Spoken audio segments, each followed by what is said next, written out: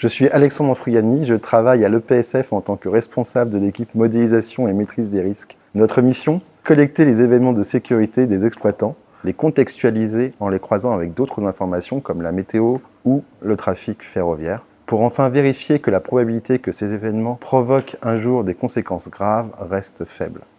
Je suis Chaban Mazri, chercheur à l'Institut national de l'environnement industriel et des risques. Je travaille au sein de l'unité Hugo pour facteurs humains et gouvernance des risques.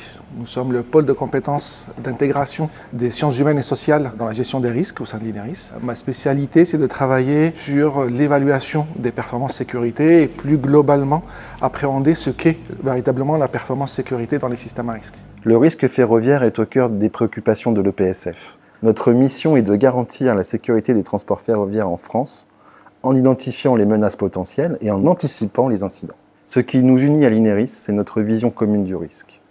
Effectivement, Alexandre, l'anticipation est vraiment au cœur de la gestion des risques, puisqu'il permet aux décideurs publics et privés d'être dans une posture de préparation, de prévoyance par rapport aux événements dangereux qui peuvent avoir lieu et d'éviter justement d'être dans une posture de réaction.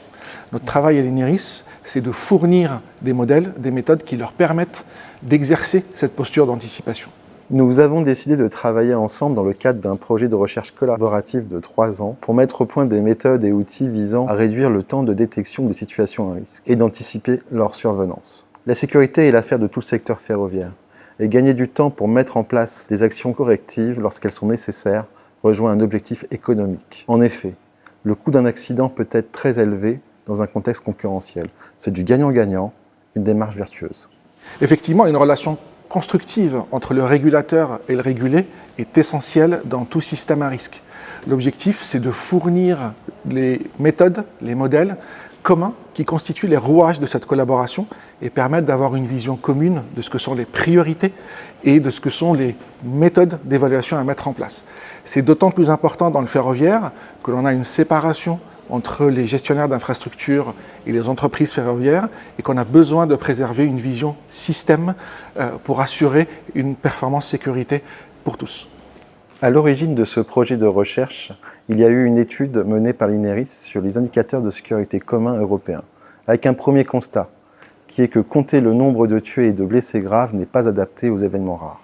Le prochain règlement européen, la CSM-ASLP, reprend cette caractéristique pour son safety level et ouvre la voie à d'autres approches via son safety performance, c'est-à-dire l'analyse de l'efficacité des barrières.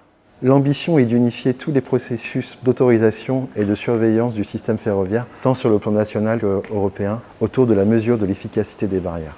Une barrière est un dispositif technique, comme le KVB, humain, comme un conducteur qui respecte une marche à vue, ou mixte, comme un conducteur qui appuie sur un bouton d'urgence, avec l'objectif d'arrêter une séquence accidentelle avant qu'elle n'engendre des conséquences majeures.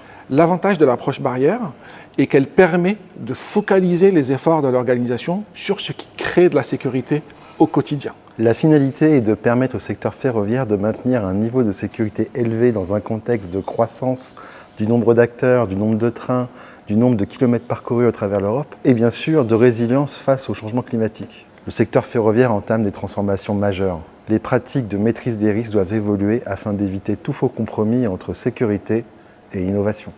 Alors, plus de ferroviaire, c'est une très bonne nouvelle pour nos sociétés puisque nous avons besoin de modes de transport durables.